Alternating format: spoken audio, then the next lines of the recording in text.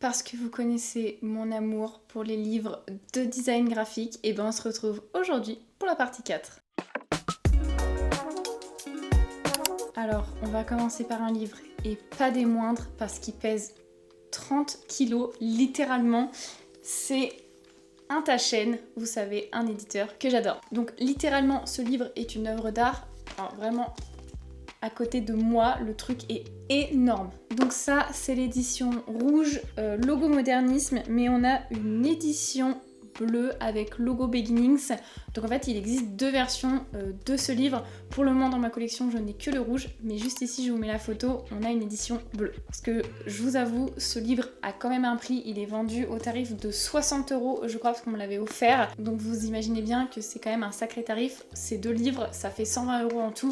Donc pour le moment, je n'ai que l'édition rouge. À l'intérieur, on y retrouve 6000 marques de la période 1940 à 1980, donc c'est plutôt des vieux logos.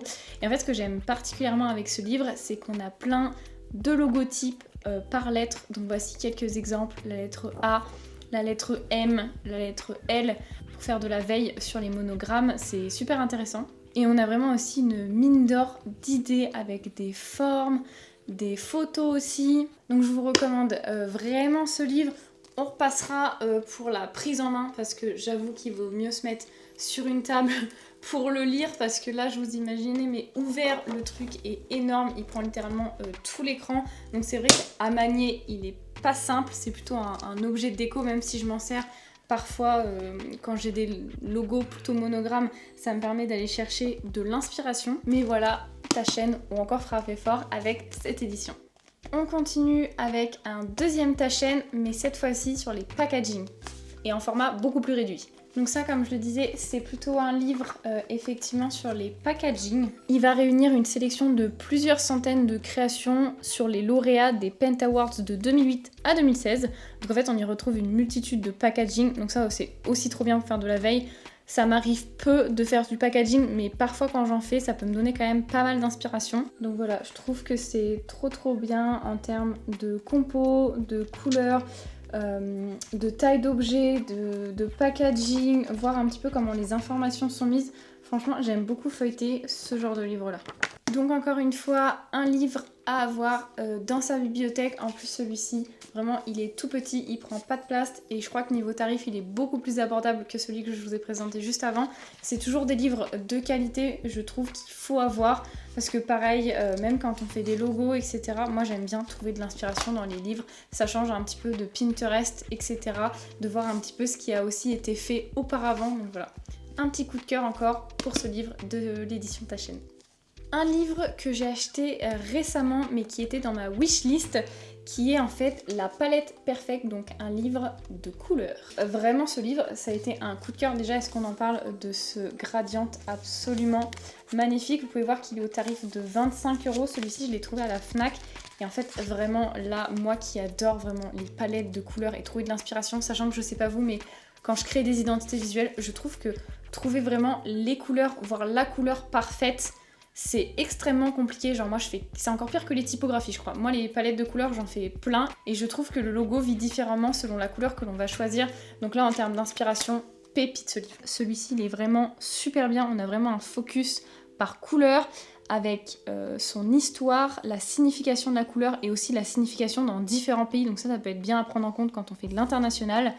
On peut voir aussi des palettes, donc avec quoi la couleur peut s'associer, mais aussi des gradientes. Donc ça, c'est trop bien. Donc franchement, je trouve que ce livre est le plus complet que j'ai sur l'histoire des couleurs, parce que vraiment, l'autre que j'ai...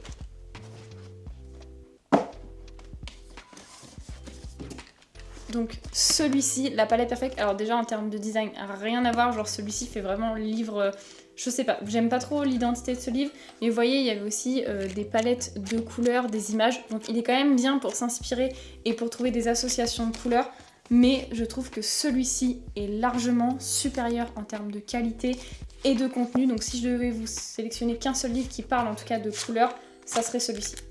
Et le dernier ouvrage que j'ai à vous présenter, et qui n'était pas du tout prévu dans cette vidéo, mais c'est le design graphique. Vous vous souvenez, le gros livre bleu que je vous avais déjà présenté dans une vidéo, mais en format nuancier et beaucoup plus pratique. Si jamais vous n'avez pas vu, j'ai sorti une vidéo concours des 1000 abonnés et j'avais demandé à l'autrice de m'envoyer un exemplaire dédicacé du gros livre et elle a été trop sympa, elle m'a envoyé 2 autres cadeaux qui étaient pour moi, donc il y en a un que je vous ai glissé dans le paquet du concours et celui-ci que j'ai gardé parce que je le trouve beaucoup trop intéressant et je voulais vous en parler dans cette vidéo. Donc en fait c'est un nuancier, donc hop, un petit peu particulier comme type d'ouvrage, j'en ai un comme ça, vous vous souvenez, mais en version typographie qui vient de chez Typologie et j'aime beaucoup trop ce format comme ça de nuancier Pantone.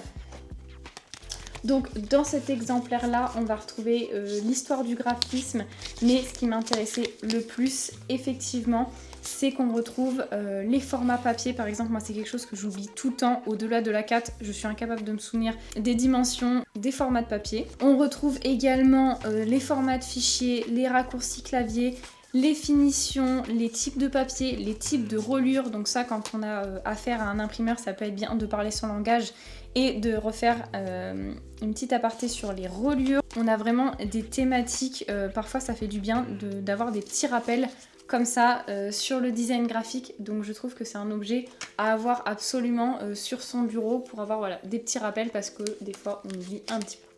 Donc voilà pour ces 4 livres, bon là j'en tiens 3 mais vous comprendrez, celui-ci est beaucoup trop lourd, mais pour ces 4 livres là, dis-moi en commentaire si tu les avais déjà dans ta bibliothèque ou si tu vas craquer pour un de ces 4 livres là.